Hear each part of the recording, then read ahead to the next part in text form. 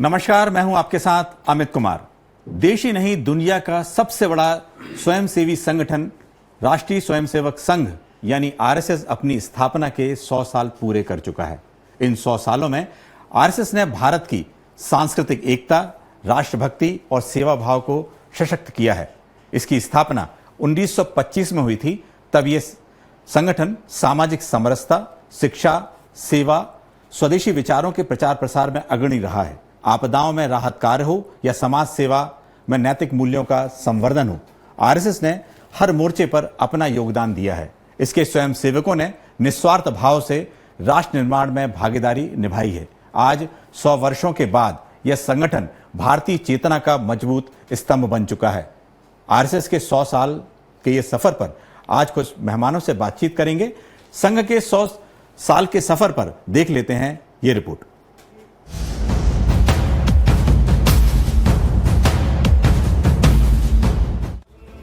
पूरे 100 साल पहले नागपुर में विजयदशमी के दिन डॉक्टर केशव बलिराम हेडगेवार ने कुछ लोगों को अपने साथ जोड़कर सामाजिक समरसता का जो पौधा रोपा था, आज वह वट वृक्ष बन गया है।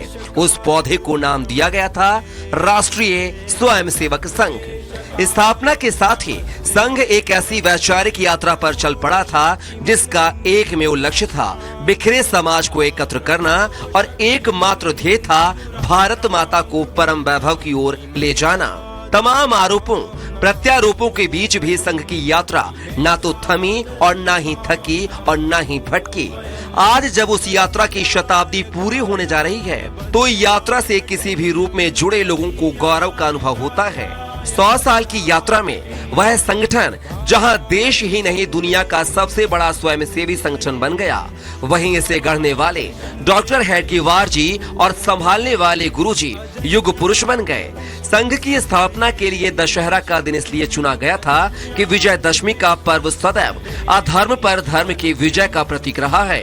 यह दिन भारत की सांस्कृतिक चेतना में समाहित है। एक साधारण शाखा से प्रारंभ हुआ यह संगठन आज भारत के सामाजिक, सांस्कृतिक और राष्ट्रीय जीवन का अभिन्न अंग बन चुका है। हम उस शताब्दी वर्ष के द्वार पर खड़े हैं जब संघ के 100 वर्ष पूर्ण होने का ऐतिहासिक क्षण होगा। यह केवल एक उत्सव नहीं बल्कि एक परिपक्व संगठन की यात्रा का प्रमाण है। जहां एक व्यक्ति के 100 वर्ष बुढ़ापे का संकेत देते हैं तो वहीं एक संगठन के 100 वर्ष परिपक्वता और दृढ़ता का प्रतीक होते हैं। संघ का विस्तार और उसके कार्य इस बात की प्रमाणिकता साबित करते हैं। संघ की स्थापना के समय डॉक्टर हेडगेवार का उद्देश्य स्पष्ट था कि हिंदू समाज को संगठित कर राष्ट्र को मजबूत बनाना। उन्होंने कहा था कि हिंदू राष्ट्र की रक्षा के लिए स्वयंसेवकों का निर्माण आवश्यक है। यह दृष्टि आज भी प्रासंगिक है। डॉक्टर हेडगेवार की दृष्टि से प्रारंभ होकर गुरुजी की वैचारिक मजबूती, बाला साहेब की सामाजिक समरसता और वर्तमान नेतृत्व की समावेशी पहुंच तक संघ ने राष्ट्र निर्माण में योगदान दिया। आपातकाल में जेल यात्राएं, आपदा राहत में सेवा, शिक्षा और स्वास्थ्य में योगदान, ये सब संघ की परिपक्वता दर्शाते हैं। पिछले सरसंघ चालकों के विजयदशमी उद्बोधनों ने संघ की वैचारिक नींव रखी। द्वितीय सरसंघ चालक MS गोलवलकर गुरुजी ने 1956 के उद्बोधन में हिंदू समाज की एकता पर जोर दिया। वे कहते हैं कि हिंदू राष्ट्र की अवधारणा जाति भेद से ऊपर उठकर समग्र समाज को मजबूत बनाती है। उनके समय में संघ ने विभाजन के घावों को भरने का कार्य किया। तृतीय सरसंघ चालक बाला साहेब देवरस ने 1973 के बाद के उद्बोधनों में सामाजिक समानता को संघ का मुख्य लक्ष्य बताया। वे आरक्षण और दलित उत्थान पर कहते हैं, संघ जातिवाद का विरोधी है लेकिन सामाजिक न्याय के लिए प्रतिबद्ध है। इस बार शताब्दी वर्ष है, अनंतकालीन यात्रा का एक सुखद पड़ाव, इसलिए 2025 का विजयदशमी उत्सव संघ के लिए नया अध्याय खोलेगा। संघ का यह मानना है कि ऐतिहासिक रूप से हिंदू स्वदेश में हमेशा से ही उपेक्षित और उत्पीड़ित रहे हैं और वह सिर्फ हिंदुओं के जायज अधिकारों की ही बात करता है। संघ का मानना है कि वामपंथियों ने अपने हित के लिए संघ को तमाम आरोपों के घेरे में खड़ा कर दिया और बाद में कांग्रेस जैसे राजनीतिक संगठन भी वामपंथियों की वैचारिकता से मिल गए, जबकि संघ हिंदुत्व के साथ राष्ट्र उत्थान की बात करता है। संघ की मान्यता है कि हिंदुत्व एक जीवन पद्धति का नाम है। किसी विशेष पूजा पद्धति को मानने वालों को हिंदू कहते हो, ऐसा नहीं है। इसलिए संघ राष्ट्र भाव को सर्वोपरि मानता है। संघ को इस बात का गर्व है कि 100 साल की यात्रा में वह अपने ध्येय से भटका नहीं है, बल्कि उसे और दृढ़ता प्रदान की है। हमारे खास कार्यक्रम संघ की शताब्दी में चर्चा के लिए मौजूद हैं भोपाल से अशोक पांडे जी, प्रांत संचालक हैं। दीपक शर्मा जी संघ के जानकार हैं। रायपुर से शिव नारायण पांडे जी, नमस्कार। और वरिष्ठ पत्रकार हमारे साथ मौजूद रहेंगे अभय भान सिंह जी। बहुत बहुत स्वागत है आप सभी का। देखिए, दुनिया में सबसे बड़ा स्वैच्छिक संगठन यदि संघ है तो ये 100 साल यदि पूरे हुए हैं, उस 100 सालों में कोई नंबर नहीं है ये, यदि 100 साल का नंबर नहीं है, यदि कोई जन्मदिन या ऐसे कोई बात नहीं है, लेकिन संघ इसको किस मायने में देखता है? यदि बात करें अशोक पांडे जी, आपसे जानना चाहेंगे संघ इस पूरे 100 सालों को किस मायनों में देखता है? परम पूजनीय डॉक्टर जी ने जब संघ का बीजारोपण किया जी, तब उनका सपना था कि मेरे जीवन काल में ही हिंदू समाज का संगठन होना चाहिए। दुर्भाग्य से ये नहीं हो सका और हम शताब्दी वर्ष में जा रहे हैं। ये कोई खुशी की बात नहीं है, जश्न या सेलिब्रेशन का अवसर नहीं है। हम अपेक्षित काम इतने समय में पूरा नहीं कर सके, इसलिए विचार का विषय है, संकल्प का विषय है, फिर से दृढ़ निश्चय का विषय है। शताब्दी वर्ष में हम अपने कार्य का विस्तार करना चाहते हैं। ऐसा नहीं है कि संघ ने कोई काम नहीं किया, संघ ने पर्याप्त प्रगति की है, पर समाज की व्यवस्था को बदलने के लिए, समाज को सचरित्र बनाने के लिए, समाज को समरस और आत्मीयता बनाने के लिए अभी बहुत कुछ करना बाकी है। इसलिए संघ ने शताब्दी वर्ष में अपने कार्य के विस्तार और सामाजिक जागरण का ध्येय रखा है। वास्तव में 10-5 युवकों के साथ जो कार्य प्रारंभ हुआ था, आज हिंदुस्तान के 98% 5 इलाके में फैल चुका है। 950 के लगभग जिलों में से हम लगभग सभी जिलों में काम कर रहे हैं। 83,000 से ऊपर हमारी शाखाएं काम करती हैं जी। तो प्रत्येक क्षेत्र में, चाहे सेवा हो, चाहे संस्कार हो, चाहे स्वास्थ्य हो, चाहे शिक्षा हो, सभी क्षेत्रों में संघ के स्वयंसेवक समर्पित भाव से, बिना किसी अपेक्षा के, बिना सम्मान की, प्रसिद्धि की अपेक्षा के लोग काम कर रहे हैं। अपना समय देते हैं, परिवार के समय से काट के देते हैं, नींद देते हैं, अपना सुख देते हैं, अपना धन देते हैं और समाज के कल्याण के लिए काम कर रहे हैं। पर 100 करोड़ की जनता है जी, 100 करोड़ हिंदू हैं, 135 करोड़ लोग मौजूद हैं। अभी भी विषमता है, वैमनस्य है, ईर्ष्या है, संघर्ष है, गरीबी है, बीमारी है, अशिक्षा है, पर्यावरण की चिंता है, जल कम हो रहा है, वायु प्रदूषित हो रही है, नदियां सूख रही हैं। इस सब पर चिंता करने की आवश्यकता है। बिल्कुल। तो संघ पंच परिवर्तन के संकल्प के साथ, पंच परिवर्तन इस प्रकार हैं: कुटुंब प्रबोधन, हमारी दुनिया की अद्भुत पद्धति हमारी परिवार परंपरा है। हजारों साल के बाद भी हमारे परिवारों में संस्कार बने रहते थे। बड़ों का सम्मान, महिलाओं का सम्मान, पति पत्नी में आत्मीयता, ये खंडित हो रही है पाश्चात्य जीवन पद्धति के कारण। तो बच्चे संस्कारित हों, परिवार में आत्मीयता हो, बड़ों का सम्मान हो, जीवन पद्धति ठीक से हो, आदर्श पत्नी हो, आदर्श पति हो, परिवारों में, मोहल्लों में संपर्क हो। आज जो हम जानवर हो गए हैं, किसी भी महिला को केवल भोग समझते हैं, वो हमारी मातृशक्ति है, हमारी बहन माता भी हो सकती है। इस प्रकार कुटुंब प्रबोधन के माध्यम से संस्कार देना, पर्यावरण की चिंता करना, जल का बचत करना, जल स्रोतों का संरक्षण करना, बिल्कुल, प्लास्टिक, सिंगल यूज प्लास्टिक से समाज को फ्री करना, और जन्म के आधार पर जो हमारे माथे पर कलंक है छूत अछूत का, हमने मनुष्यों में अपने को छोटा मान लिया है, उनके साथ अमानवीय व्यवहार किया, जबकि ये हिंदू संस्कृति का, ये आर्य संस्कृति का, ये वैदिक संस्कृति का अंग नहीं है। बिल्कुल। हम एक परमात्मा को मानते हैं, सभी उसी परमात्मा के आपने लगातार बताया कि पूरी सृष्टि में उसी परमात्मा का वास है। जी बिल्कुल, आपने पंच मंत्र भी बताए और आपने एक बहुत महत्वपूर्ण बात ये कही कि 100 साल जो है उपलब्धि तो है, लेकिन उपलब्धि को इस तरह नहीं, बहुत काम बाकी है।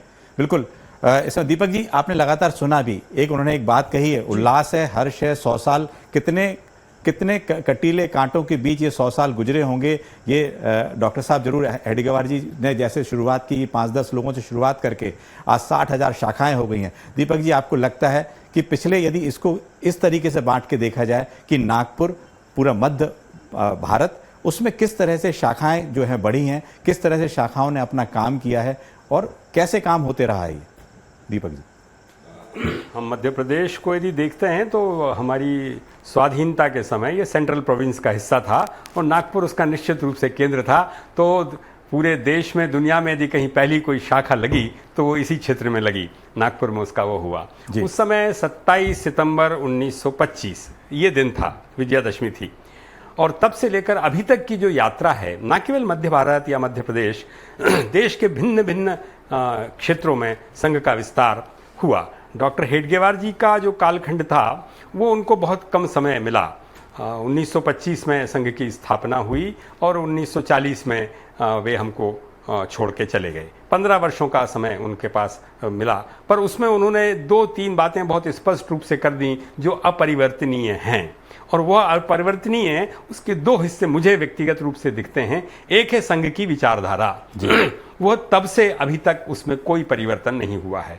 दूसरा है संघ की गतिविधियां, और वो जो गतिविधियां हैं उनका विस्तार जो है वो नित्य नूतन और परिवर्तन के साथ वो बढ़ती जा रही हैं। न केवल राष्ट्रीय स्वयंसेवक संघ, आपने कहा कि वो दुनिया का सबसे बड़ा संगठन बन गया है, न केवल वो, संघ से निकले हुए जो स्वयंसेवक हैं उन्होंने अन्य अन्य क्षेत्रों में जाके संगठन खड़े करे। वो संगठनों का भी विस्तार जो है वो अंतर्राष्ट्रीय स्तर पर वो पहले नंबर पर हैं। राजनीतिक क्षेत्र में जो पार्टी काम कर रही है वो दुनिया की सबसे बड़ी सदस्यता वाली पार्टी है। जो विद्या के क्षेत्र में काम कर रही है, विद्या भारती, वो सर्वाधिक विद्यालय चलाने वाली एक संस्था है। मजदूर संघ तो इतना प्रभावी हो गया है कि और तो सौभाग्य से आपने जो कि मध्य भारत की बात करी, वो उसकी स्थापना का स्थान ही भोपाल है। तो मजदूर संघ का स्थापना ठेंगड़ी जी ने यहाँ पर करी। तो ये पूरी रचना जो है उसमें अनेक संगठन बने और वो आज अपने अपने स्थानों पर वो सर्वोत्तम स्थान पर हैं, सर्वश्रेष्ठ स्थान पर हैं, और वो पूरे मानव जीवन के क्षेत्र को प्रभावित करने वाली विचारधारा को लेके चल रहे हैं। और साथ में जो उसका विस्तार है, भौगोलिक विस्तार है, संख्यात्मक विस्तार है, गुणात्मक विस्तार है, वो अपने श्रेष्ठतम उसमें है। पर निश्चित रूप से समाज के सामने जो चुनौतियां 1925 में थीं, स्वाधीनता से पहले थीं, उस समय उस प्रकार के काम करे गए, और आज की चुनौतियां अलग प्रकार की हैं, आज के अवसर अलग प्रकार के हैं। तो संघ ने उन सब को आज के हिसाब से बनाने के लिए, जैसा प्रांत संघ चालक जी ने बताया, कि पंच परिवर्तन का एक संकल्प लिया है। और वो पंच परिवर्तन मुझे लगता है कि आने वाले एक 25-30 साल में पूरे, ना केवल भारत की, बाकी पूरी दुनिया की को एक अलग मार्गदर्शन देने की क्षमता रखता है। अलग मार्गदर्शन भी मिलेगा। और आपने कहा कि बीजेपी भी एक सबसे बड़ी एक पार्टी के रूप में है, जो दुनिया की सबसे ज़्यादा कार्यकर्ता हैं, सबसे ज़्यादा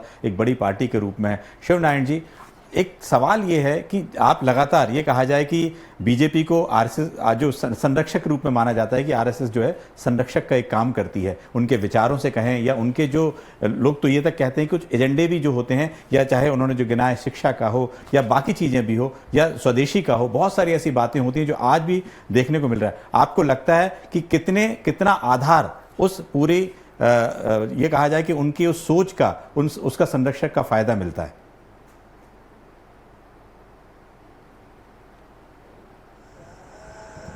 जी शिवनारायण जी, शिवनारायण जी, आपको आवाज आ रही है? जी आवाज आ रही है। मैं असल में मैं बोल रहा हूँ। देखिए, आप सुन रहे हैं मुझे? जी जी बोलिए। वास्तव में भारतीय जनसंघ का जो प्रादुर्भाव हुआ वो उन्हीं राष्ट्रीय विचारों को देश के पटल पर रखने के लिए, और भारतीय जनता पार्टी जनसंघ का जन्म हुआ जी। और आपको स्मरण होगा कि हमारे जनसंघ के संस्थापक, थोड़ा इको हो रहा है जी, आप अपनी बात रखिए जी। जनसंघ के संस्थापक जी डॉक्टर श्यामा प्रसाद मुखर्जी जब श्री गुरुजी से मिले, द्वितीय सरसंघ चालक थे, तो उन्होंने जो टीम दी थी उसका राजनीतिक क्षितिज में बड़ा मजाक हुआ था कि गुरुजी ने कबड्डी की टीम दी है। और वो बड़ी बड़ा प्रामाणिक नेतृत्व तो देश में माना जाता है। उसमें अटल बिहारी वाजपेयी हो, एकनाथ राणाडे हो, अन्य अन्य इस प्रकार के शीर्ष नेतृत्व दिया। तो भारतीय जनता पार्टी जो है एक प्रकार से उस समय, भारतीय जनसंघ उस समय जो विभिन्न प्रकार के विचार राजनीति में चलते थे, उसमें एक प्रकार से जो राष्ट्रवादी तत्व थे, जो भारतीय मनीषा के अनुसार, भारतीय जनमानस के अनुसार जो हमारी विचारधारा का प्रतिनिधित्व करते थे, पहली बार भारतीय जनसंघ बना था। अनुप्राणित तो संघ से था ही, क्योंकि संघ का पूरा नेतृत्व ही था। और कालांतर में हम देखते हैं जैसे जैसे इतिहास क्रम बनता गया, भारतीय जनता पार्टी ने अब उन्हीं मानबिंदुओं को, उन्हीं मापदंडों को लेकर और भारतीय जनता पार्टी का निर्माण किया। और भारतीय जनता पार्टी जिस प्रकार से अनुप्राणित होकर संघ की विचारधारा से, असल में हमारे जो आद्य चिंतक माने जाते हैं पंडित दीनदयाल उपाध्याय, वो अक्सर कहा करते थे कि समाज में जब वो दुखी थे, जब श्री गुरु जी ने उनको राजनीति में भेजा, तो उन्होंने कहा कि श्री गुरु जी मैं तो प्रचारक हूँ, राजनीति में जाके क्या करूंगा, मेरे सभा के अनुकूल नहीं है। तो पंडित जी को श्री गुरु जी ने कहा था कि देखिए, जिस प्रकार से हम घर बनाते हैं तो उसमें एक शौचालय का भी निर्माण करते हैं और सुबह शाम शौचालय में जाना ही पड़ता है। उससे क्या होता है कि स्वास्थ्य ठीक रहता है। राजनीति भी सामाजिक स्वास्थ्य को ठीक करने का एक बहुत बड़ा माध्यम है। सुबह शाम जाना ही पड़ेगा, क्योंकि आज राजनीति मतलब आपके समझिए चूहे के दिल से राष्ट्रपति भवन तक होती है। सब जगह राजनीति की व्यापकता है, बहुत सारे महत्वपूर्ण निर्णय लिए जाते हैं। तो ऐसी स्थिति में अगर राष्ट्रवाद की पताका को बहुत आगे ले जाना है और एक बहुत बड़े सामाजिक परिवर्तन करना है, उसको बहुत बड़े सेवा क्षेत्र को विस्तार देना है, तो ऐसी स्थिति में राजनीति की अपनी महत्ता है। बिल्कुल बिल्कुल श्रीनारायण जी, बिल्कुल आपने कहा कि राजनीति की जिस तरह से महत्ता है और जो एक आपको संरक्षण मिला है, बिल्कुल। अजय जी हमारे साथ जुड़े हुए हैं। अजय जी, ये जानना चाहते हैं कि छत्तीसगढ़ की यदि बात करें, जिस तरह से जैसे नागपुर से शुरुआत हुई यदि शाखाओं का, यदि छत्तीसगढ़ की बात करें तो संघ ने जिस तरीके से वहां काम किया है, आदिवासी वनांचलों में काम किया है, आपको लगता है कि उसका फायदा भी कहीं ना कहीं सत्ता में जब वहां लाने में मिलता है? बिल्कुल। और किस तरह से बिल्कुल काम हुआ है आज यदि देखा जाए तो, आज की स्थिति 25 साल में देखा जाए जितना काम वहां हुआ है, नक्सलियों की समस्या से लेकर आज जिस तरह से वहां पर खत्म की जा रही है, आदिवासियों को मुख्य धारा में जोड़ा जा रहा है, लगता है कि कहीं ना कहीं संघ के उन कार्यकर्ताओं ने, उन लोगों ने वहां जाके ऐसा काम किया था?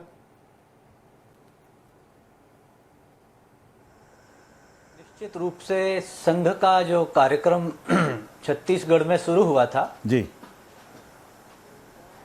हेलो जी जी हाँ जी, जो संघ का कार्यक्रम छत्तीसगढ़ में शुरू हुआ था, उसका जो बुनियादी जो मुद्दा था वो था आदिवासी अंचलों में बढ़ता हुआ धर्मांतरण और वनवासी कल्याण आश्रम के माध्यम से 60s के दशक में और उधर बस्तर में और सरगुजा में और जसपुर में ये कार्यक्रम शुरू किया गया था।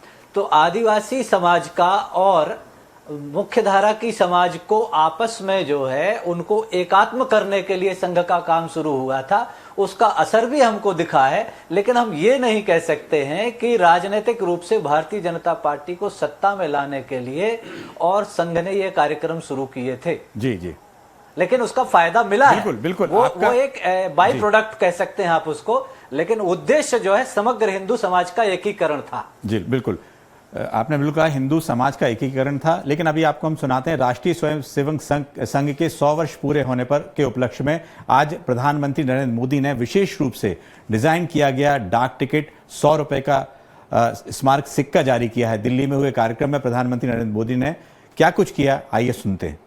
की 100 वर्ष की इस गौरवमयी यात्रा की स्मृति में आज भारत सरकार ने विशेष डाक टिकट और स्मृति सिक्के जारी किए हैं। 100 रुपये के सिक्के पर एक और राष्ट्रीय चिन्ह है और दूसरी ओर सिंह के साथ वरद मुद्रा में भारत माता की भव्य छवि और समर्पण भाव से उसे नमन करते स्वयंसेवक दिखाई देते हैं। भारतीय मुद्रा पर भारत माता की तस्वीर संभवतः स्वतंत्र भारत के इतिहास में पहली बार ऐसा हुआ है। इस सिक्के के ऊपर संघ का बोध वाक्य भी अंकित है। राष्ट्राय स्वाहा इदम राष्ट्राय इदम न मम। साथियों, आज जो विशेष स्मृति डाक टिकट जारी हुआ है उसकी भी अपनी एक महत्ता है। हम सभी जानते हैं 26 जनवरी को गणतंत्र दिवस की परेड की कितनी अहमियत होती है। 1963 में 1963 में आरएसएस के स्वयंसेवक भी 26 जनवरी की उस राष्ट्रीय परेड में शामिल हुए थे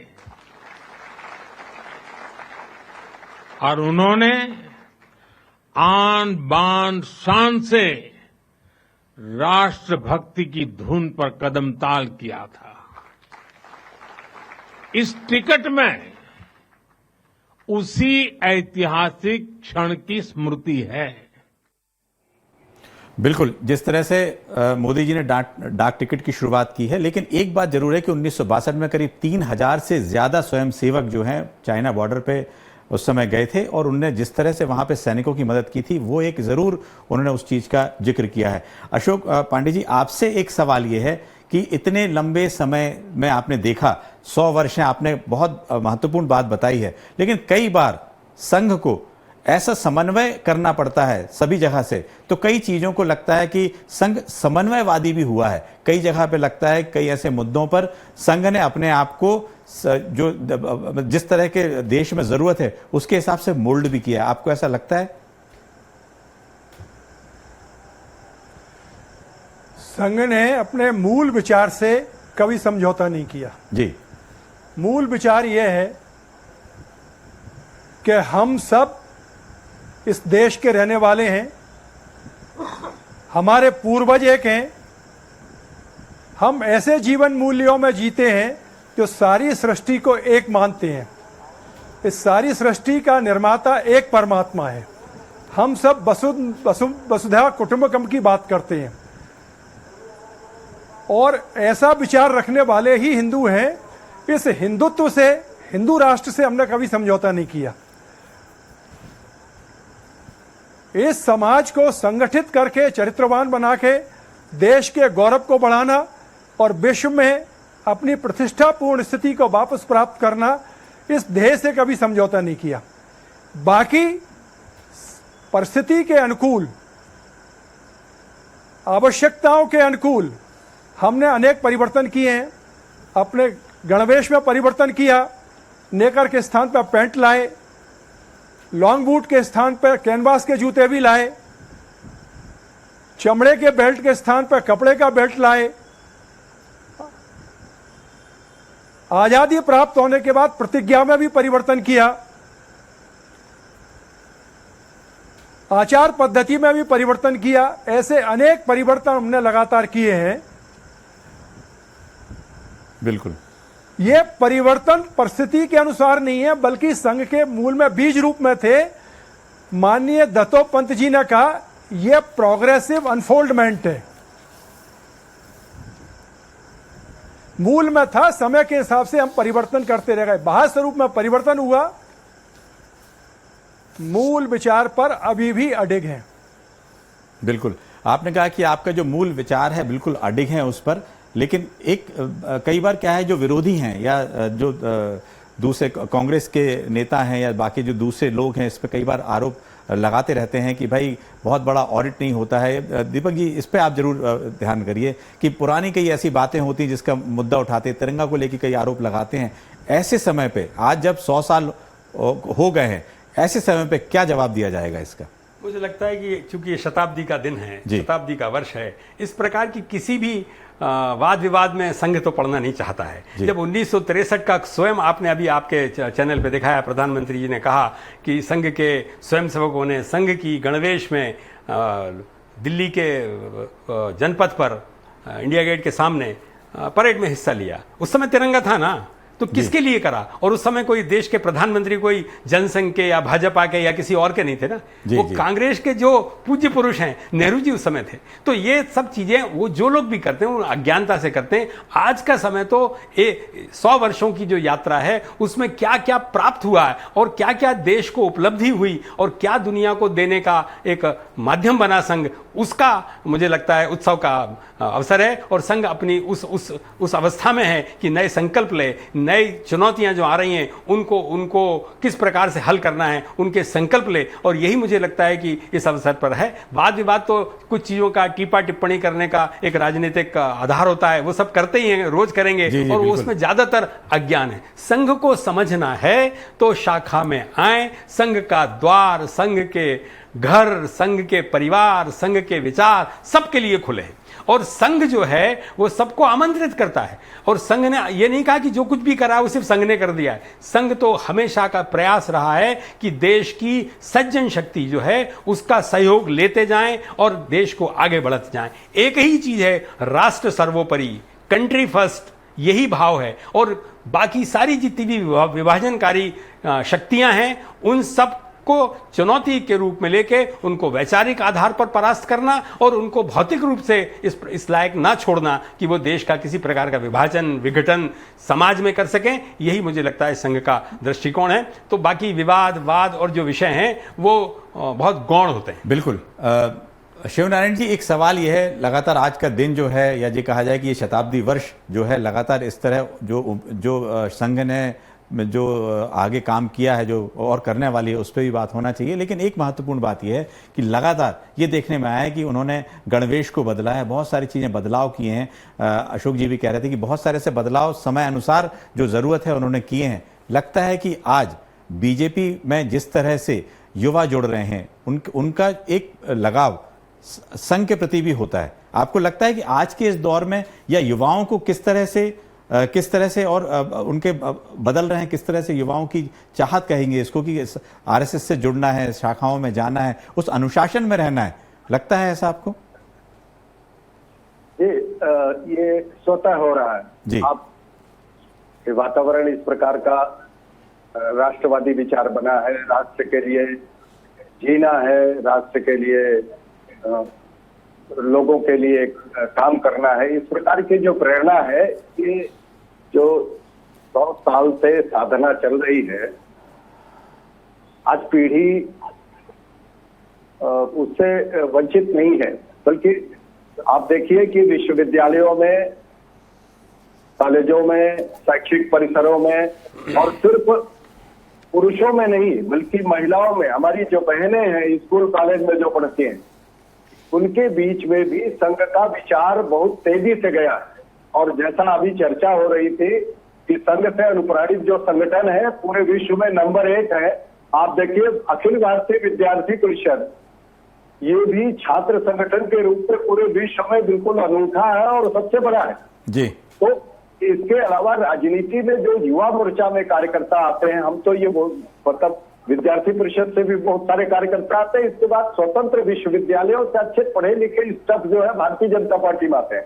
इसलिए अभी भारतीय जनता पार्टी का जो युवा नेतृत्व आप देखेंगे वो काफी परिष्कृत है, वैचारिक रूप से काफी सुदृढ़ है और समाज की जिम्मेदारियों को समझने वाला है। ये बहुत ही बढ़िया समय है। और मोदी जी जो है, आप देखिए जगह जगह जो मोदी करके और पूरे देश विदेश में जो बात होती है, जो चीज होती है, तो उससे ये समझ में आता है कि युवा पूरी तरह से राष्ट्रीय विचारधारा से जुड़ा हुआ है, देश निर्माण में अपनी भूमिका अदा करना चाहता है। ये अब संगठनों ने जिस प्रकार का स्पेस दिया है, भारतीय जनता पार्टी ने तो युवाओं के लिए बहुत बड़ा स्पेस दिया है राजनीति के बिल्कुल क्षेत्र शिवनारायण जी, आपने एक बात कही कि भारतीय जनता पार्टी ने युवाओं को स्पेस दिया है, और जो अशोक जी ने भी कहा था, कहाँ हेडगेवार जी के समय में कुछ उंगलियों पे गिनने लायक लोग यदि उस समय थे, लेकिन आज करीब लाखों की संख्या में लोग हैं, बल्कि करोड़ों की संख्या में लोग हैं, और लगातार जो युवा पीढ़ी भी जुड़ते जा रही है। अब आपको सुनाते हैं मोहन, जो संचालक जी हैं मोहन भागवत जी, उनके 10 बड़े चर्चित बयान। मोहन भागवत के 10 बड़े चर्चित बयान। राम मंदिर के साथ हिंदुओं की श्रद्धा है, लेकिन राम मंदिर निर्माण के बाद कुछ लोगों को लगता है कि वो नई जगहों पर इसी तरह के मुद्दों को उठाकर हिंदुओं का नेता बन सकते हैं, ये स्वीकार्य नहीं है। जो मर्यादा का पालन करते हुए काम करता है, गर्व करता है, लेकिन अहंकार नहीं करता, वही सही अर्थों में सेवक कहलाने का अधिकारी है। हिंदू समाज को भाषा, जाति, क्षेत्रीय असमानताओं को खत्म करके अपनी सुरक्षा के लिए एकजुट होना होगा। ऐसे समाज का निर्माण होना चाहिए जहां संगठन, सद्भावना और श्रद्धा हो, लोगों में अनुशासन हो। भारत में रहने वाले लोग हिंदू ही हैं। कुछ लोग हिंदुत्व के बारे में जानते हैं, लेकिन बोलने में संकोच करते हैं। कुछ लोग नहीं जानते हैं, भारत में कोई परायापन नहीं है, परायापन हमने ही बनाया है। आरएसएस सामाजिक असंतुलन को खत्म करने के लिए संविधान की ओर से प्रदत्त आरक्षण की सुविधा को मानता और समर्थन करता है। आरक्षण बुरा नहीं है, लेकिन आरक्षण पर राजनीति समस्या खड़ा करती है। अंतर जातीय विवाह का हम समर्थन करते हैं। मानव मानव में भेद नहीं करना चाहिए। भारत में संघ के स्वयंसेवकों ने सबसे ज्यादा अंतर जातीय विवाह किए हैं। अंग्रेजी हमारे मन में है, नीति नियामक में नहीं। मातृभाषाओं को सम्मान देना शुरू करें। अपनी भाषा का पूरा ज्ञान हो। किसी भाषा से शत्रुता नहीं करनी चाहिए। 20 से 25 साल में भारत अखंड भारत बन जाएगा, लेकिन हम कोशिश करेंगे तो 15 साल में भी ऐसा हो सकता है। मुस्लिमों के लिए भी संघ के दरवाजे खुले हुए हैं। मुस्लिम भी संघ में आ सकते हैं, लेकिन उनके लिए एक शर्त यह है कि उन्हें भगवा का सम्मान करना होगा, साथ ही उन्हें भारत माता की जय बोलना होगा। मैं कब तक संघ प्रमुख रहूंगा, ये मैं तय करूंगा, और मैं ही अगला प्रमुख तय करूंगा। बिल्कुल, जिस तरह से अभी आपने सुने कि 10 जो बयान थे, चर्चित बयान थे, उनको आपने सुना, लेकिन एक महत्वपूर्ण बात यह भी है कि लगातार 100 साल में यदि संघ की एक यात्रा देखी किस तरह से हुआ, लेकिन राष्ट्र सर्वोपरि है और नागरिक के प्रति का जो बोध होना चाहिए और जो पर्यावरण है, इस तरह के 5 मंत्र भी आपने अशोक जी ने बताया कि इस तरह से संघ काम करता है। लेकिन आज जिस तरह से अशोक जी आपने कहा कि ये जो समय है, ये उनको और है कि आगे और क्या मानदंड है, उनको क्या और तय करने चाहिए, या आगे हमें और 25 सालों में क्या करना है। जिस तरह से विकसित भारत की एक बात हो रही है, उसको लेकर एक नए किस तरह की बात आपके मन में है कि आखिर आगे के 25 सालों में और क्या होना चाहिए ऐसा?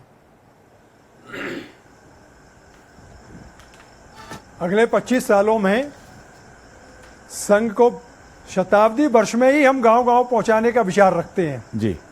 हमने 5-6 बड़े कार्यक्रम तय किए हुए हैं। विजयादशमी के दिन से लेकर तहसील स्तर तक, ब्लॉक स्तर तक, मंडल स्तर तक गणवेश में पथ संचलन होंगे। जी। राम जन्मभूमि के लिए, राम मंदिर के लिए हम समर्पण राशि लेने के लिए लगभग 12.5 करोड़ परिवारों में गए थे। 5,97,000 गांव में गए थे और अक्षत वितरण के लिए भी लगभग इतना ही संपर्क किया था। शताब्दी वर्ष में हम सघन संपर्क उसी प्रकार फिर करने वाले हैं। बिल्कुल। समाज अपने अस्तित्व के प्रति, अपने गौरव के प्रति, अपने दायित्व के प्रति जागृत हो, आत्मीयता समरसता से परिपूर्ण हो, कर्तव्यों के प्रति समर्पित हो, राष्ट्रभाव जागृत हो, इसके लिए घर घर हमारी टोलियां जाएंगी। सभी जाति प्रमुखों को बुलाकर सद्भावना बैठक होंगी। सभी बुराइयां दूर हों। देश के सभी महापुरुष सभी जातियों के हैं, इसलिए सभी के उत्सव में सबको सम्मिलित होना चाहिए, सभी के महापुरुषों को सबको सम्मान करना चाहिए। जी जी अशोक जी, आपने जिस तरह से बताया कि सामान्य लगातार बुराइयां, बिल्कुल आपने लगातार जो बताया भी कि किस तरह से आपके जो आगे के 1 साल के काम हैं वो होंगे, लेकिन एक दीपक जी, जो संघ का एक मंत्र है, जो अभी बातचीत चल रही थी लगातार, हमारे देश को कितना और फायदा हो सकता है, चाहे विकसित भारत बनने में हो या लोगों को जोड़ने में हो, या कैसे होगा, मतलब कैसे कितना फायदा और हो सकता है? कैसे होगा तो उसके पंच परिवर्तन के जो सूत्र बताए उसको आज प्रधानमंत्री जी ने भी उद्धृत किया है, वो तो उसका ठोस आधार है और संघ ने उसका एक बड़ा अच्छा रोड मैप दिया है। आपके चैनल का स्वयं का नाम है स्वराज, तो वही स्वबोध के जितने भी आयाम हो सकते हैं, वो चाहे भाषा में हो, भूषा में हो, वो शिक्षा में हो, वो हमारी उत्पादन में हो, वो स्वदेशी की भावना में हो, वो सारे स्व का एक जागरण पूरे समाज में करना, संघ ने उसका एक पूरा रोड मैप बनाया है। आत्मनिर्भर भारत जिस प्रकार से अभी आप पूछ रहे हैं, उसमें वो एक आवश्यकता है। जिस प्रकार से जियोपॉलिटिकल सिचुएशन बदल रही हैं, उसमें हर देश को अपने खुद के आत्मनिर्भर होना आवश्यक है, और मुझे लगता है कि ये संघ ने बिल्कुल सामूहिक रूप से इन सारे विषयों को लिया है। कुटुंब प्रबोधन की जो बात कर रहे हैं, वो अशोक जी ने उसको बहुत अच्छे से बताया है कि ये एक ऐसी संरचना है, एक परंपरा से चली आ रही है, जो सारे नैतिक मूल्यों को परिवार में, परिवार से समाज में, समाज से राष्ट्र में ले जाती है, और उनका रक्षण करना बहुत आवश्यक है। उनको जो विदेशी संस्कृतियों से प्रभाव पड़ा है, उसको रोकने का आधार दिखता है। पर्यावरण का विषय इतना गंभीर विषय है, वो कोई अकेला भारत सर्वोपरि, राष्ट्र सर्वोपरि का विषय नहीं है, वो मानवता के कल्याण का विषय दिखता है। और अब आने वाले समय में संघ ने जो कुछ अपने हाथ में लिया है, वो राष्ट्र सर्वोपरि के साथ साथ एक मानव का कल्याण, एक विश्व का कल्याण, और इस दर्शन में वो सारा छुपा है। प्रधानमंत्री जी ने आज एक बहुत बड़ा महावाक्य बोला है, मुझे उससे बहुत स्पंदन हुआ उसको सुन के, कि संघ का जो जन्म हुआ वो विजयदशमी के दिन हुआ। ये कोई एक संयोग नहीं है, यह एक नियति है, ये अनादिकाल से चली आ रही एक चेतना का संघ के रूप में पुण्य अवतार है। तो जो पुण्य अवतार है, वो विश्व के कल्याण की बात करेगा, वो मानवता के कल्याण की बात करेगा, वैसी सारी रचनाएं करेगा। और मुझे लगता है वो सारा दायित्व संघ ने अपने ऊपर लिया है, समाज की सज्जन शक्ति को जोड़ के। वो ना केवल भारत की हो, दुनिया में जो लोग इस प्रकार के मानव के कल्याण का सोचते हैं, एक नई पूरी संरचना खड़ा करने का सोचते हैं, एक आगामी 20-25 वर्षों में पूरी दुनिया का भारत को एक मार्गदर्शन मिलेगा, भारत एक नेतृत्व करने की स्थिति में आएगा। आज वो स्थिति है, दुनिया में और कोई ऐसा देश नहीं है जिसने शांति का संदेश दिया है। आवश्यकता है हम हमारे समाज को मजबूत करें, यहां के विघटनकारी चीजों को रोकें, और दुनिया के सामने एक अच्छा मंत्र दें। सरसंघ चालक जी ने बहुत अच्छा कहा, हमारे द्वार सबके लिए खुले, एक ही चीज है, भारत माता की जय, भारत माता की जय, भारत माता की। सबके लिए द्वार खुले हैं और भारत माता की जय, जिस तरह आपने कहा। और बाकी एक विकसित भारत का जो आप रोड मैप आपने बताया, कैसे संघ की विचारधारा या संघ का एक जो खुलेपन से उन्होंने सबके लिए एक बात कही है। घनश्याम जी, आपका स्वागत है बहुत बहुत। लेकिन एक सवाल यह है कि एक मांग लगातार उठती रही है, हिंदू राष्ट्र की मांग, क्योंकि लगातार अब चाहे इसमें संत हों, चाहे बीजेपी के बड़े नेता हों, एक हिंदू राष्ट्र की मांग कहीं कहीं से आती रही है। आपको लगता है जिस तरह से एक रोड मैप बन रहा है, आपके इस पे क्या विचार हैं? सभी हमारे सज्जन विद्वान जनों ने और आज के एक प्रासंगिक विषय पर और अपने विचार रखे। वास्तव में राष्ट्रीय स्वयंसेवक संघ और जिस प्रकार का प्रादुर्भाव हुआ, डॉक्टर हेडगेवार जी ने, हम सब अभी सुन रहे थे कि कैसे 5-7 स्वयंसेवकों के साथ मोदी के साथ के बारे में नागपुर के परिसर में उन्होंने प्रारंभ किया। आज वो विश्व का सबसे बड़ा स्वयंसेवी संगठन है। मैं समझता हूँ हम जिस लक्ष्य को लेकर, जिस उद्देश्य को लेकर के कार्य कर रहा है संघ, उसमें वो फलीभूत हुआ है। और आज माननीय प्रधानमंत्री जी ने जो सिक्का जारी किया है, आप देखेंगे उस सिक्के में भी किसी व्यक्ति विशेष का उसमें फोटो नहीं छापा है, भारत माता का फोटो छापकर संघ के स्वयंसेवक उनको प्रणाम कर रहे हैं। इस भाव का चित्र मैं समझता हूँ एक संस्कार देने वाला है। और जो संघ कहता है कि परम वही भवम नेतृत्व राष्ट्रम, इस राष्ट्र को हम परम देवक के शिखर पर पहुंचाएंगे। और ये परम देवक का शिखर पहुंचना ही ये सब विषयों का उत्तर है। और मैं तो निवेदन ये करता हूँ जी, मैं भी संघ का स्वयंसेवक हूँ कुल मिलाकर के जी। और बाल्यकाल से मैं संघ की शाखा में गया, ग्वालियर का रहने वाला था। मैं निवेदन करता हूँ, मैं कह नहीं रहा हूँ, लेकिन मैं आज के अवसर पर प्राथमिक विषय मैं निवेदन करता हूँ, मैं अनुसूचित जाति वर्ग से आता हूँ जी। और अनुसूचित जाति वर्ग का होने के नाते लोग जो तमाम प्रकार की भ्रांतियां फैलाते हैं समाज में, मैं बहुत छोटा फिल्म से कभी भाव नहीं मन में आया कि हम कभी विधायक बनेंगे, कभी हमको लाल बत्ती मिलेगी, ये कभी भाव नहीं था। लेकिन संघ के संपर्क में आकर के स्वयंसेवक बन करके जो लोगों ने गढ़ा, और आप देखेंगे जब मैं छोटा था उस समय भी हमारे घर पर तमाम सारे विद्वान लोग भोजन करने आते थे। सबको पता था मैं कौन सी बिरादरी का हूँ, कौन सी जाति का हूँ।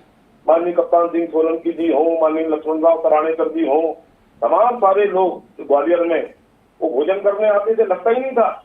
लेकिन लोग आज भी समाज में भ्रांति पैदा करके ऊंच नीच का भेदभाव, जो कुछ दुकानें हैं, कुछ संस्थाएं हैं, कुछ संगठन है, कुछ दल है, इस प्रकार का भाव खास तौर पर अनुसूचित जाति वर्ग के बीच में आज भी फैलाने का काम करते हैं। मैं निवेदन करता हूं ऐसे लोगों से वास्तव में संघ की शाखा में जाना चाहिए, और जाकर के तब हमको समझ में आता है कि वहाँ कहीं कोई किसी प्रकार का भाव पूछता ही नहीं है कि तुम कौन बिरादरी के हो, कौन जाति के हो। भारत माता की जय, और हम सब भारत माता के पुत्र समान है, इस प्रकार का भाव रहता है। बिल्कुल यही भाव मैं समझता हूँ संघ जो सतत साधना के साथ लगा हुआ है, उद्देश्यों को प्राप्त करने में लगा है, और कहीं ना कहीं हम सब लोग उसमें फलीभूत होंगे। बिल्कुल। जी जी जी बताएं। संघ के किसी भी स्वयंसेवक के द्वारा जी कभी भी ये नहीं कहा जाएगा, वो मांग नहीं करेगा कि भारत जो है वो हिंदू राष्ट्र है। 1925 में डॉक्टर हेडगेवार जी ने कह दिया था कि भारत हिंदू राष्ट्र है, तो ये मांग करने का तो प्रश्न ही नहीं उठता। मांग वगैरह जो है ये तो है ही नहीं। भारत एक हिंदू राष्ट्र है, ये स्वीकार्य है, इसमें किसी को क्या है। दुनिया में चीन का व्यक्ति कहीं जाता है तो चीनी कहलाता है, अमेरिका का व्यक्ति जाता है तो अमेरिकी कहलाता है, इंग्लैंड का व्यक्ति जाता है, इंग्लैंड का व्यक्ति जाता है तो अंग्रेज कहलाता है, हिंदुस्तान का आदमी जाता है तो हिंदू कहलाता है। हिंदू राष्ट्र है ही, इसमें कोई अलग से कुछ करने की आवश्यकता नहीं है। बिल्कुल। अजय जी, एक सवाल ये है, आपने सुना अभी जो प्रणय जी को भी सुना आपने कि लगातार किस तरह से उन्होंने शाखा में गए, और शाखा में आज बहुत लोग जाने, हर व्यक्ति जाने की कोशिश कर रहा है, लेकिन बीच में कई बार एक बार नहीं, पिछले 4-5 दशकों में कई बार ऐसे मौके आए कि लोगों ने जो सरकारी दफ्तरों में काम करते हैं प्रतिबंध भी लगाया, कई बार लगाया। आपको लगता है कि वो क्षणिक प्रतिबंध कुछ महीनों का रहा हो, लेकिन उसके बाद आज जिस तरह से एक स्थिति बनी है उसको देखकर क्या कहेंगे कि उस समय जबरदस्ती उस काम को रोका जा रहा था, या आज ये लगता है कि एक जिस दिशा में संघ के जो विचार है आगे बढ़ रहे हैं वो लोग उसको, पूरा देश उसको मान रहा है? देखिए, इसको हम, इस घटना को दो तरह से देख सकते हैं। इसको हम, पहला ये कि दो वैश्विक घटनाएं हुई। पहली घटना ये कि हिटलर के रूप में एक राष्ट्रवादी ताकत का उदय होता है, और वो एक ऐसा फॉर्म लेती है जिसको हम राष्ट्रवादी नहीं कह के एक अमानवीय ताकत बनती है। और हिटलर के उदय के साथ और हिटलर के पतन के साथ राष्ट्रवाद सदा सदा के लिए कलंकित हो गया। दूसरा, भारत के संदर्भ में हम देखते हैं कि महात्मा गांधी की हत्या हो जाती है और हिंदुओं को अगले 70 साल तक बहुत कलंकित जीवन जीना पड़ता है, और संघ की शाखाओं को लेकर के, संघ के स्वयंसेवकों को लेकर, संघ के विचार को लेकर, हिंदुत्व को लेकर, भारत को लेकर, भारतीयता को लेकर एक निरंतर लांछन की स्थिति देश में बनी हुई थी। अब जाकर के भारत के हिंदुओं को, भारतवासियों को ये एहसास हुआ है कि संघ, मतलब राष्ट्रीय स्वयंसेवक संघ और भारतीयता और राष्ट्रवाद, ये परस्पर अंतर्गुंथित हैं, ये परस्पर अलग नहीं है। संघ ने देश की, समाज के हर तबके की, हर सेक्शन की, हर विधा की जितनी सेवा की है उतना दुनिया के किसी और संगठन ने नहीं की है। लेकिन ये जो हम अभी तक राजनीतिक मार्क्सवाद से और माओवाद से लड़ते रहे, लेकिन 70 के दशक के बाद इस देश में जो ग्रामसी का जो सांस्कृतिक राष्ट्रवाद था वो चुपके से हमारी एकेडमिक संस्थाओं में, हमारे सांस्कृतिक स्फीयर में, हमारे आपके राजनीतिक संस्थाओं में उसका पेनिट्रेशन हो गया, जुडिशरी में, मीडिया में, और हमको फिल्मों के माध्यम से, अखबारों के माध्यम से ये पढ़ाया जाने लगा कि भारत का जो कुछ है, भारतीयता का जितना है, हिंदू जितना शब्द है, हमारी पुरातन परंपरा जितनी है, वो सब लांछित है, अवांछित है।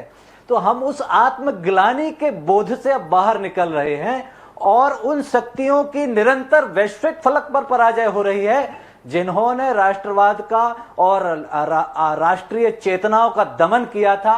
मैं समझता हूं कि अब हिंदुत्व का और तमाम दमित राष्ट्रीयताओं का उदय हो रहा है। बिल्कुल, आपने बिल्कुल सही बात कही है कि किस तरह से पिछले, खास तौर से कहा जाए कि पहले यदि संघ के उस कार्यकाल के 100 साल के 50 वर्ष और आगे के बाकी के 50 वर्ष को देखा जाए तो संघ ने जितनी तेजी से, उस समय बहुत मुश्किलें थीं, लेकिन अब जिस तरह से तेजी से काम हुआ है, बहुत सारी ऐसी बातें हैं जो लगातार अब सामने आ रही हैं।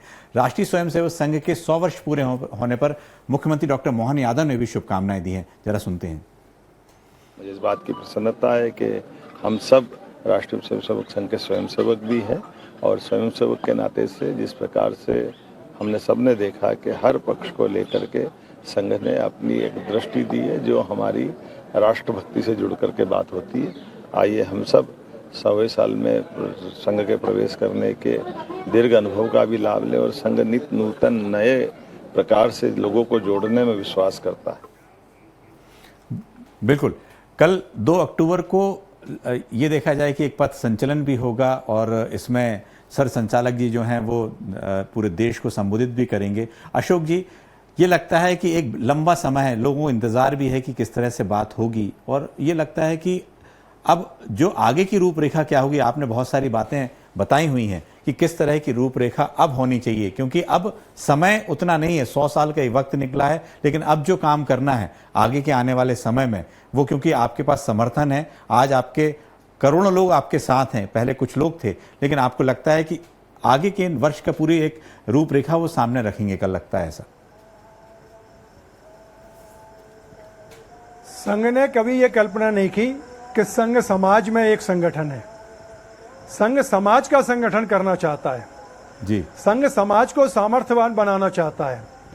इसलिए समाज के अनेक ऐसे लोग हैं जिनकी समाज परिवर्तन की, समाज की उत्थान की चिंता रहती है, लगातार कार्य भी कर रहे हैं, व्यक्तिगत रूप में और संस्थागत रूप में। ऐसे सारी शक्तियों को सक्रिय करके देश के उत्थान में लगाना है, ये हमारा संकल्प है जी। संघ श्रेय के पीछे नहीं है, संघ प्रतिष्ठा के पीछे नहीं है। जिस दिन हमारा लक्ष्य पूरा हो जाएगा, संघ समाज में स्वयं को विलीन कर देगा।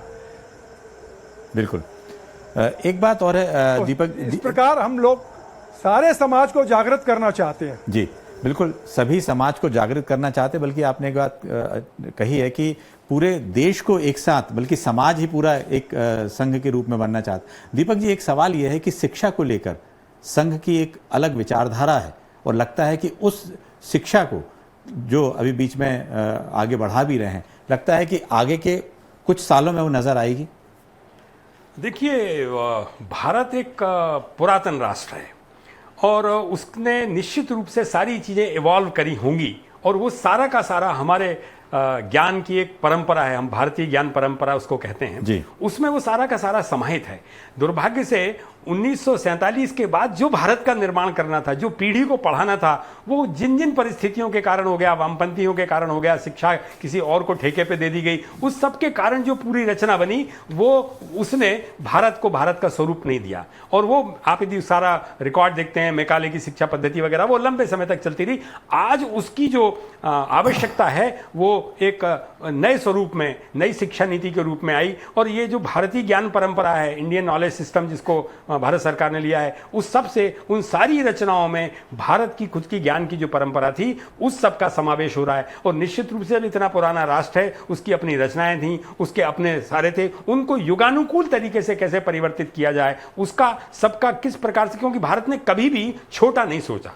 जो ऋषि मुनि परंपरा जो सब दिखती है, उसमें आप कोई भी उद्घोष उठा के देखो, वो व्यवहार में भी आया तो विश्व के कल्याण की बात करने के लिए बात करता है, गांव का व्यक्ति भी करता है। तो ये सारी उसकी शिक्षा की अपनी व्यवस्था थी और उस व्यवस्था में एक इतना बड़ा तंत्र था कि जब ब्रिटिशर्स यहाँ आए, उनके यहाँ प्राइमरी के 1200-1300 स्कूल थे और भारत के 6.5 लाख गाँव में एक एक गुरुकुल था। तो शिक्षा का भारत का कितना उन्नत स्थान था। एक गांधी जी के साथ के एक सहयोगी हैं, उन्होंने एक ब्यूटीफुल ट्री करके एक पुस्तक लिखी है। वो पूरा ब्रिटिश आर्काइव से बनी हुई पुस्तक है। उसके हर पन्ने पर लिखा है किस किस स्थान पे किस किस प्रकार के शिक्षा का मॉडल भारत में था और वो इतनी उन्नत थी।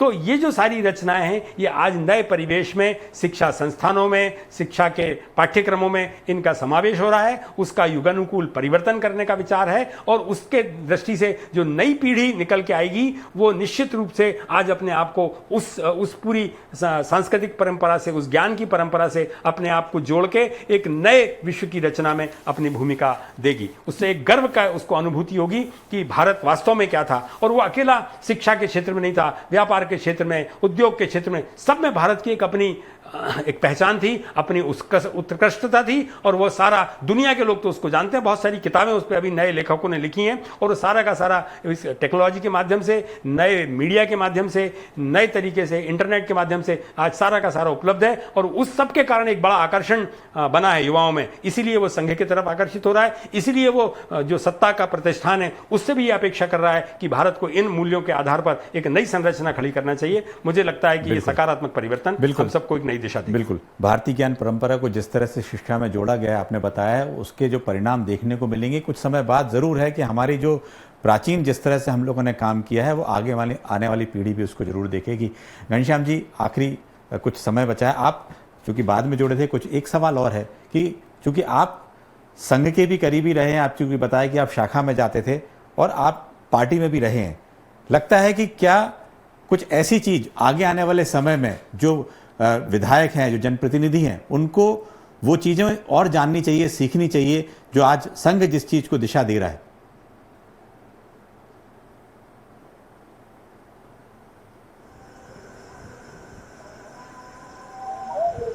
जी जी, आपकी आवाज नहीं आ रही है घनश्याम जी। आ रही आवाज? जी आ रही है।